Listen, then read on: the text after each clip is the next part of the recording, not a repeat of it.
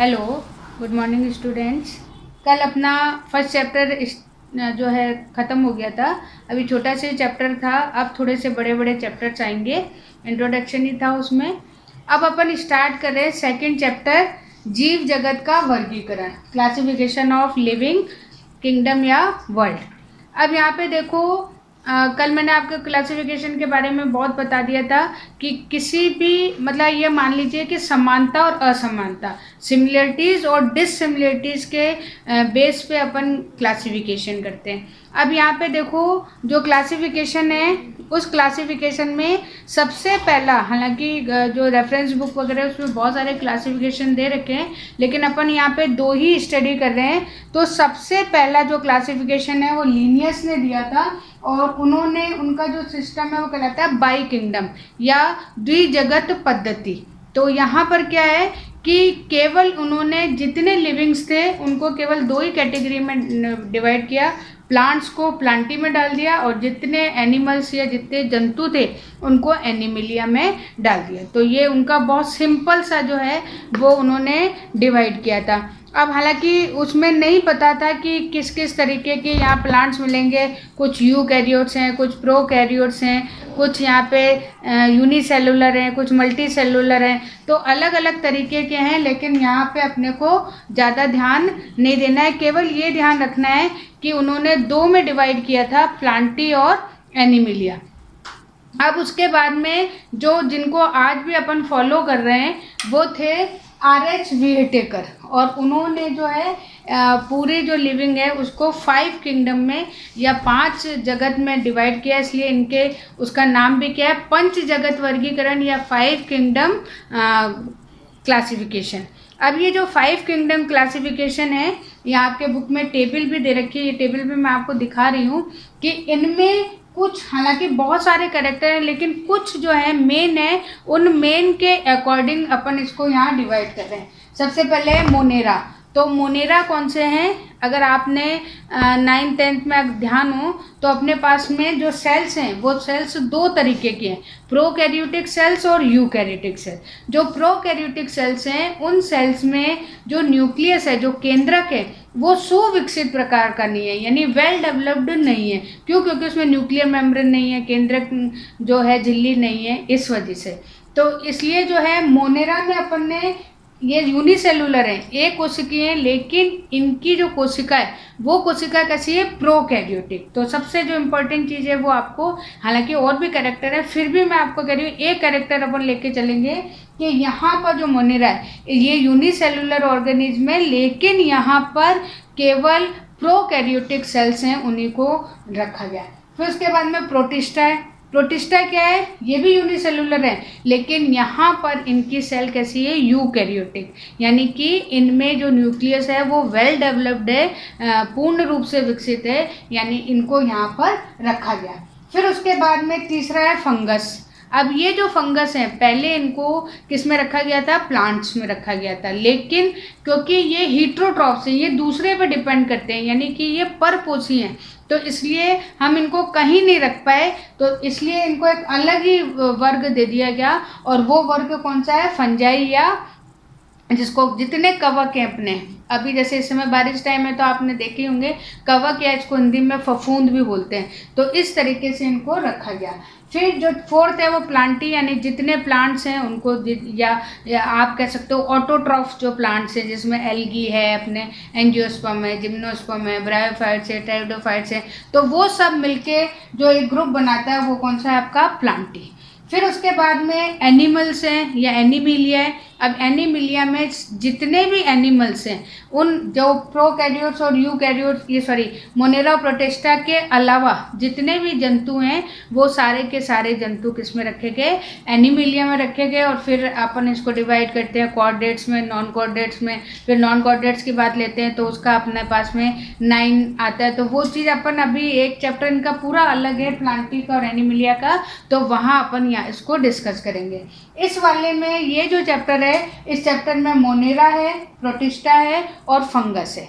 तो इन तीनों को जो है यहाँ पर रखा गया। अब यहाँ देखो कुछ अपने पास में ऐसी चीज़ें हैं जिनको अपन डिस्कस यहाँ पे नहीं कर पाए, जैसे वायरस है, वायरस को हम नहीं कर पाए, तो ये जो है ये अपन बाद में अलग से पढ़ेंगे, क्योंकि वायरस को जो है पंच जगत में कोई जगह नहीं मिली, तो इसलिए जो है ये कुछ चीज़ें हैं उनको अपन अलग से डिस्कस करेंगे। अब सबसे पहले अपन स्टार्ट कर रहे हैं मोनेरा। तो मोनेरा जो है, मोनेरा में अगर आप देखते हो तो यहाँ पे इसको भी दो उसमें डिवाइड करा हुआ है। दो किसमें, एक तो है आर्की बैक्टीरिया या जिसको हम बोलते हैं आद्य बैक्टीरिया, और दूसरा है यू बैक्टीरिया, यानी कि इसको हिंदी में भी वही बोलते हैं। तो यहाँ पे क्या है, इन दोनों बैक्टीरिया में क्या है कि जो आद्य बैक्टीरिया हैं या आर्की बैक्टीरिया हैं, वो बैक्टीरिया कैसे होते हैं जो कि एडवर्स कंडीशन में यानी प्रतिकूल परिस्थिति में भी आसानी से रह सकते हैं। यानी कि ये मान के चलो कि हम ये मानते हैं कि जब अर्थ पे ओरिजिन हुआ था तो उस समय सबसे पहले कौन से आए थे, आद्य बैक्टीरिया, क्योंकि आपको पता है बहुत हाई टेम्परेचर था और बहुत सारी ऐसी गैसेस थी, कुछ वाटर था नहीं था, तो इस तरीके से जो है उस समय जो डेवलप हुए थे वो कौन से हुए थे, आद्य बैक्टीरिया या आर्की बैक्टीरिया, या इनको आप प्रिमिटिव भी कह सकते हो, आदिम, जो बहुत पुराने हैं। अब इसमें आप देखो कि कुछ यहाँ पे इस तरीके से दे रखा है कि ये जो है बैक्टीरिया ये किन स्थानों पर रह सकते हैं, बहुत ज़्यादा जहाँ पर लवण, सॉल्टी वाटर में, तो ऐसे वालों को हम क्या बोलते हैं, हेलोफी। बहुत ज़्यादा टेम्परेचर में यहाँ हुए तो उनको हम बोलते हैं थर्मो एसिडोफिलस। फिर कच्छ या रन रीजन में है। फिर देखो इसमें एक टाइप है जो कच्छ या रन इन एरिया में होते हैं और इन्हें अपन बोलते हैं मैथुनोजेन। ये बहुत इंपॉर्टेंट है क्योंकि इनसे मीथेन जो गैस आप केमिस्ट्री में पढ़ते हो वो निकलती है और इस मीथेन को अपन यूज़ करते हैं बायोगैस में। तो क्यों, क्योंकि ये जो बैक्टीरिया हैं, ये बैक्टीरिया जो गाय भैंस हैं उनके जो है इंटेस्टाइन में भी मिलती है, तो वहाँ पे जैसे गोबर गैस या बायोगैस प्रोडक्शन होता है, तो इन मिथेनोजेन से अपन ये काम करते हैं, बायोगैस का फॉर्मेशन करते हैं। तो ये यहाँ पर बहुत ज़्यादा इम्पॉर्टेंट है। यहाँ आपको इसमें दे भी रखा है कि मिथेनोजेन जो है रूमिनेंट जो होते हैं, रूमिनेंट इनका जो स्टमक है उसको बोलते हैं, तो उनमें जैसे गाय भैंस है उसमें पाए जाते हैं और बायोगैस में इसको हम यूज़ करते हैं। फिर उसके बाद में अगला है यू बैक्टीरिया, यानी हाईली डेवलप्ड जो बैक्टीरियाज हैं वो बैक्टीरिया यहाँ पे आएंगे। और ये जो बैक्टीरिया हैं जो अभी अपने को मिलते हैं उसमें है, इन बैक्टीरियाज में भी जैसे पहले अगर एल्गी थी तो उस एल्गी में यूनिसेलुलर एल्गी को भी रखा गया था जिनको अपन BGA ब्लू ग्रीन एल्गी, लेकिन जब उसमें देखा कि हाँ भाई इसमें जो इसका न्यूक्लियस है वो वेल डेवलप्ड नहीं है, तो इनको वापस से किस में रख दिया गया, इस मोनेरा में रख दिया गया। और ये जो बैक्टीरिया है, अब इसको पहले तो अपन ने ब्लू ग्रीन एल्गी नाम दिया, अब उसको अपन क्या बोलते हैं, साइनो बैक्टीरिया। तो अगर नाम आए तो आप कंफ्यूज मत होना, BGA और साइनो बैक्टीरिया एक ही चीज़ है। और ये क्योंकि ब्लू कलर के होते हैं इसलिए साइनोफाइसिन इसमें पिगमेंट होता है, नीले रंग के होते हैं, इसलिए इनको नाम क्या दिया गया, साइनो बैक्टीरिया।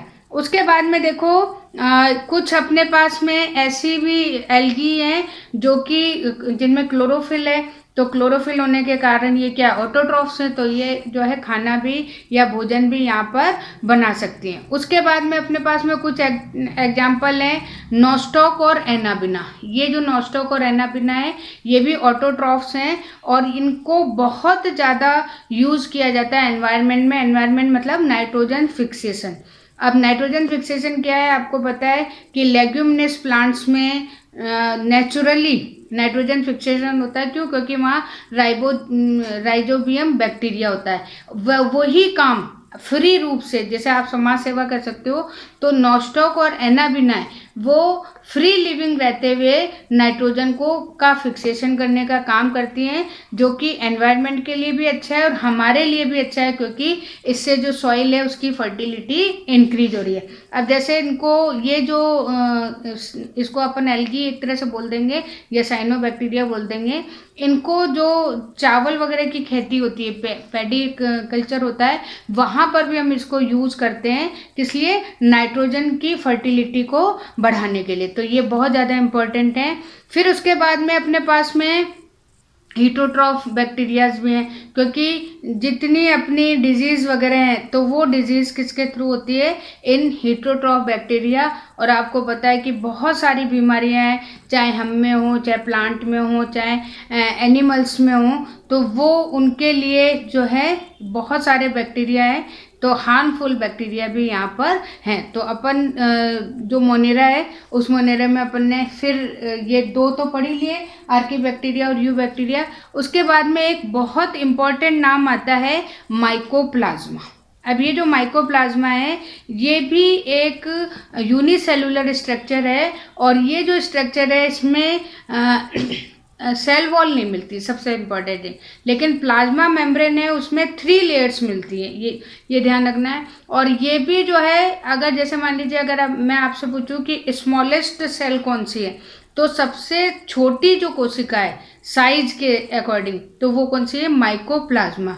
और उसमें भी अगर आप उस वैरायटी में भी देखोगे तो PPLO, फ्लोरो निमोनिया लाइक ऑर्गेनिज्म, यानी कि हम में जो निमोनिया डिजीज के लिए रिस्पॉन्सिबल होता है माइकोप्लाज्मा, वो सबसे स्मॉलेस्ट सेल है। तो जब अपन सेल की डिस्कवरी, सेल वाला चैप्टर पढ़ेंगे तब इसको अपन डिस्कस करेंगे। अभी सिर्फ आप ये ध्यान रख लो कि जो माइकोप्लाज्मा है वो सबसे छोटी सेल्स होती हैं, और उनको भी अपन ने किस में रखा है, मोनेरा में रखा है।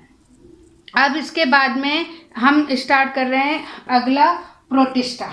अब ये जो प्रोटिस्टा है, इस प्रोटिस्टा में भी अपन ने इसको 5 क्लासेस में डिवाइड किया हुआ है। अब प्रोटिस्टा में सबसे पहले आपको ये क्या देखना है कि यहाँ पे जो सेल्स हैं, पहली बात तो यूनिसेलुलर है, लेकिन यूनिसेलुलर के साथ में ये यूकैरियोटिक सेल्स है।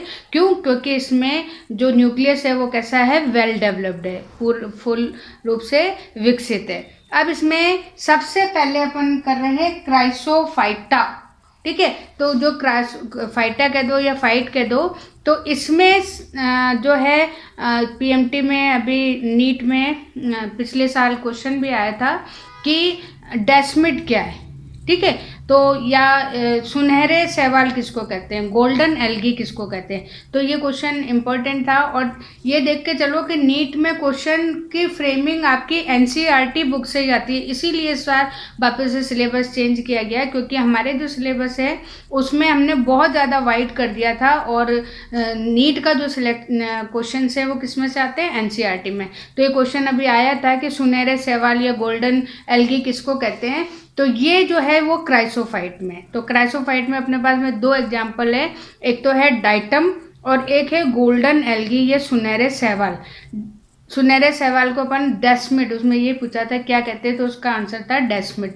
अब यहाँ पे देखो, पहला है डाइटम। डाइटम क्या है, डाइटम को अपन बोलते हैं स्टोन सेल। अब स्टोन मतलब पत्थर, तो ये जो सेल है, अगर आप इसको, मैं इसको फोटो भी आपको दे रही हूँ, अगर इस सेल को आप देखोगे तो ये बिल्कुल ऐसे लगती है जैसे नदी में या रिवर में पत्थर पड़े हुए हैं।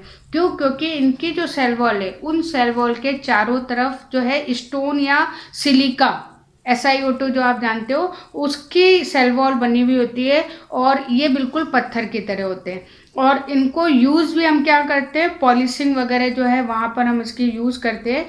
और दूसरे जो हैं सुनहरे शैवाल या डेस्मिड, तो ये जो हैं ये अधिकतर कहाँ आपको मिलेंगे, फ्रेश वाटर में भी मिल सकते हैं, सॉल्टी वाटर में भी मिल सकते हैं। और इनसे जो है ये मान के चलिए कि ये आपको किसी भी अगर वाटर वाला जगह, तो उसमें आपको ये नीचे की तरफ दिखाई देंगे। अब जैसे इसमें लिखा है कि बहुत छोटे होते हैं, और फिर इनकी जो सेल वॉल है जैसे डाइटम की, तो उसमें देखिए साबुन दाने की तरह दिखाई देती है, यानी जिग जैग। अभी फोटो आप देख रहे हो तो बिल्कुल जिग जैग की तरह ये दिखाई देती है। और उसमें आपको 2 जो है इसके कवरिंग मिलेंगे, या 2 इसमें मेंटल आपको दिखाई देंगे, जो किसके बने बने हुए सिलिका के, और वो कभी भी डिस्ट्रॉय नहीं होते हैं। इसीलिए जो है बहुत टाइम के जब डाइटम्स हो जाते हैं तो हम उनको पॉलिशिंग के लिए यूज़ करते हैं। और जैसे मान लीजिए कि बहुत सालों बाद अगर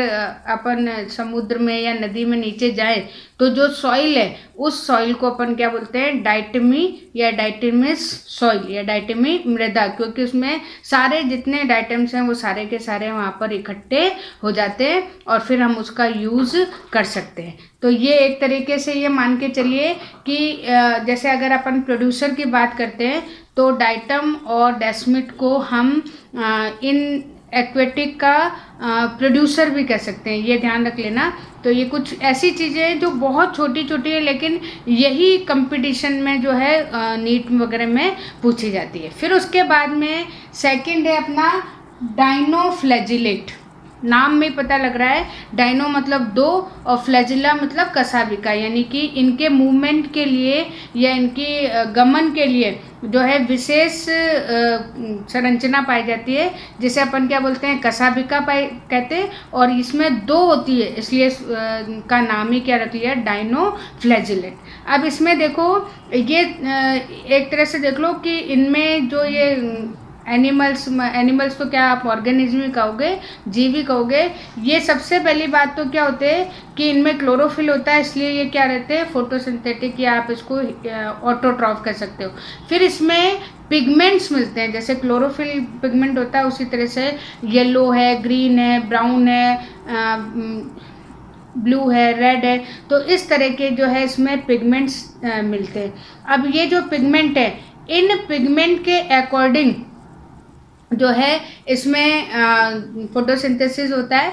उसके अलावा इसकी जो सेल वॉल है, वो सेल वॉल जैसे और अपने प्लांट्स होते हैं उनकी सेलुलोज की बनी होती है, तो यहाँ पर भी क्या है, सेलुलोज की बनी हुई यहाँ सेल वॉल है। फिर उसके बाद में जो मेन कैरेक्टर आपको बताया दिया कि दो फ्लैजिला होती है यहाँ पे, तो ये उससे ये मूव करते हैं। फिर उसके बाद में अगर मान लो जैसे अपना होता है ना रेड सी कि लाल सागर, तो लाल सागर नहीं है, लेकिन वहाँ पर ये डाइनोफ्लैजिलेट है, इसलिए उसका पानी कैसा दिखाई देता है, लाल रंग का दिखाई देता है। तो इस संख्या में बढ़ जाते हैं तो उसे हम क्या बोलते हैं, एक्सप्लोजन। तो ये जो रेड सी का अगर आपसे पूछा जाए कि रेड कलर क्यों है, तो वो रेड कलर किसके कारण है, इन डाइनोफ्लैजिलेट के कारण, और इनकी संख्या बहुत ज़्यादा। और यहाँ पर एक नाम है जो बहुत इम्पॉर्टेंट है, ये है गोनियोलैक्स। ये जो गोनियोलैक्स है, ये अगर बहुत ज़्यादा नंबर में बढ़ जाता है तो वहाँ का जो पानी है वो पानी कैसा हो जाता है, पॉइजनस हो जाता है, और वहाँ के जो और एक्वेटिक एनिमल्स हैं वो धीरे धीरे क्या हो जाते हैं, मरने चालू हो जाते हैं। फिर उसके बाद में है तीसरा अपना है यूग्लिनॉइड, बहुत इम्पॉर्टेंट है। ये जो यूग्लिना है, इस यूग्लिना को हम लिंक कहते हैं, हम इसको योजक कहते हैं, किसका, प्लांट का और एनिमल का।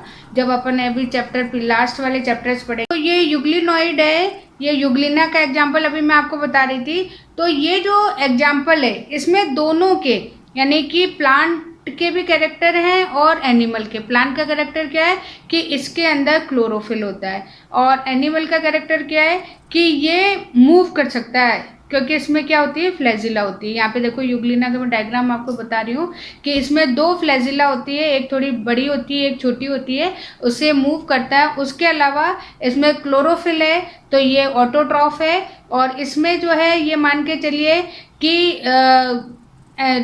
इससे मूव कर रहा है, तो इसलिए इसको किस में रखा गया था, एनिमल में। तो इसमें दोनों के कैरेक्टर हैं, इसलिए अपन इसको क्या बोलते हैं, link between plant and animal. ठीक है। अब अपने पास में नेक्स्ट है अवपंक कवक, ऐसे बोलते हैं स्लाइम मोल्ड। ये बिल्कुल जैसे अपना गोंद है, अगर आप गोंद को ज़मीन पे डाल दो तो बिल्कुल इसकी ऐसी स्ट्रक्चर होती है, और इस स्ट्रक्चर को हम क्या बोलते हैं, प्लाज्मोडियम। यानी इसमें ना तो कोई आपको सेल दिखाई देगी, ना ढंग से कुछ न्यूक्लियस दिखाई देगा, ना सेल वॉल दिखाई देगी। तो ये बिल्कुल एक तरीके का क्या है, ग्रुप है। और इसको अपन थोड़ा सा मृत पोषी यानी ये सेप्रोफिटिक होता है। ये इसका जो न्यूट्रिशन है वो किससे लेता है, डेड मटेरियल से। जैसे प्लांट वगैरह टूट गया, खराब हो गया, तो उससे ये न्यूट्रिशन लेता है। और सबसे इम्पॉर्टेंट चीज़ क्या है कि ये एडवर्स कंडीशन में भी, प्रतिकूल परिस्थिति में भी जो है जिंदा रहता है। क्यों? क्योंकि इसको जो फूड है वो फूड या न्यूट्रिशन इसको किससे लेना है, डेड मटेरियल से। तो इस तरीके से ये अपंख कवक हो गया। फिर इसका जो फिफ्थ है वो क्या है, प्रोटोजोआ। प्रोटोजोआ जिसमें कि इसको अपन ने पहले एनिमल में रखा था और किस में रखा था, नॉन कॉर्डेट की। जो फर्स्ट आप फाइलम पढ़ते हो वो फाइलम आपने किसकी पढ़ी थी, प्रोटोजोआ की। लेकिन जब 5 किंगडम सिस्टम आया तो इसको वहाँ से निकाल के किस में डाल दिया गया, प्रोटिस्टा में। तो इसमें जो है अधिकतर अपने को, जैसे अमीबा बेस्ट एग्जांपल है, अमीबा जो है इसमें आपके प्रोटोजोआ में आता है। और इसके अंदर अमीबा का आपका डिटेल में चैप्टर रहेगा। तो ये जो है इसमें अमीबा जो है, अगर अपन इसका मीनिंग देखें तो अमीबा मतलब होता है नो शेप, यानी कि कोई इसकी आकृति नहीं आती है, कैसा भी आप अमीबा को यहाँ पे बना सकते हो। उसके अलावा ये जो मूवमेंट करता है वो मूवमेंट किससे करता है, इसमें एक स्पेशल टाइप के पैर होते हैं जिसको अपन कूट पाद या सूडोपोडिया बोलते हैं, जिससे कि ये मूवमेंट करता है। उसके अलावा अब ये देखो कि इसमें भी जो इसका सेल वॉल है उसमें सिलिका पाई जाती है। और कुछ हमारे पास में जैसे एंट अमीबा है, एंट अमीबा जो है वो बहुत ज़्यादा हमें नुकसान पहुंचाता है और हमारे में जैसे डायरिया है या डिसेंट्री है, ऐसे कुछ डिजीज़ हैं वो उसके कारण हो जाते हैं। फिर इसमें देखो एक एग्जांपल है ट्रिप्नोसोमा। अब इसमें क्या होते हैं, बहुत सारे इसमें जैसे अमीबा है उसमें तो लोकोमोशन के लिए क्या था, सूडोपोडिया था। लेकिन यहाँ पर जो है छोटे छोटे, जैसे एक तो होता है फ्लैजिला और एक होता है सीलिया। तो फ्लैजिला जो है वो बहुत बड़े बड़े होते हैं, जबकि जो सीलिया है वो बिल्कुल छोटे छोटे बालों जैसे होते हैं। और वो भी क्या करते हैं, जो मूव करने के लिए या गमन करने के लिए इन एनिमल्स में या इन जीव में पाए जाते हैं। और ये जो है ट्रिप्नोसोमा, ये हम में यानी मनुष्य में निद्रा रोग यानी कि सोने की बीमारी जो होती है, हम सोते रहते हैं, इस ये डिजीज होती है और ये पानी से आता है, इसलिए ये हो सकता है। फिर उसके बाद में एक और है पैरामीशियम। पैरामीशियम इसको अपन जैसे चप्पल है, वो चप्पल अगर मिट्टी में छपती है तो बिल्कुल वही शेप होती है। इसको अपन क्या बोलते हैं, फुट फ्लैट एनिमल भी बोलते हैं और इसकी वैसी आकृति होती है। और इसके भी चारों तरफ बहुत सारे सीलिया होते हैं, देखो फोटो में सबकी आपको भेज रही हूँ। तो इसका जैसा होता है पैरामीशियम। फिर एक है यहाँ पे स्पोरोजोआ। ये जो स्पोरोजोआ है इसमें आता है जो हमारे मलेरिया में डिजीज़ फैलाता है, प्लाज्मोडियम। और ये जो है एंडो पैरासाइट है जो हमारे बॉडी के अंदर रहता है। और अगर आपको पता हो तो फीमेल एनोफ्लिस से ये हमारी बॉडी में एंटर करता है, तो ये मच्छर काटने से फैलता है। तो यहाँ पे इसके 2 परपोसी हैं, हम भी हैं और इंसेक्ट भी है, यानी कि एनोफ्लिस भी है। तो ये इस तरीके से आज अपन ने 2 यहाँ पे पढ़ लिए, मोनेरा और प्रोटिस्टा। फिर अपन ये 3 फंगस है, इसको और इसको अपन आगे पढ़ेंगे। तो यहाँ पर आज मैं ख़त्म कर रही हूँ। ये डायग्राम वगैरह जैसे आज मेरे पास एक फ़ोन भी आया था कि किस तरीके से बनाए, तो बेटा आपसे जैसे बन रहे हैं वैसे आप नोट्स बनाइए और मुझे बताओ। अगर अच्छे लगेंगे तो वो नोट्स जो है मैं वापस भेज के और बच्चों से भी उसको कंप्लीट कराऊंगी। तो ज़्यादा टेंशन लेने की ज़रूरत नहीं है, जैसे भी काम होता है उसको, वैसे बुक है आपके पास और नहीं है तो मैं इसकी फ़ोटोकॉपी भेजी हूँ, तो उस हिसाब से उनको बनाने की कोशिश करो। ठीक है, ओके, थैंक यू।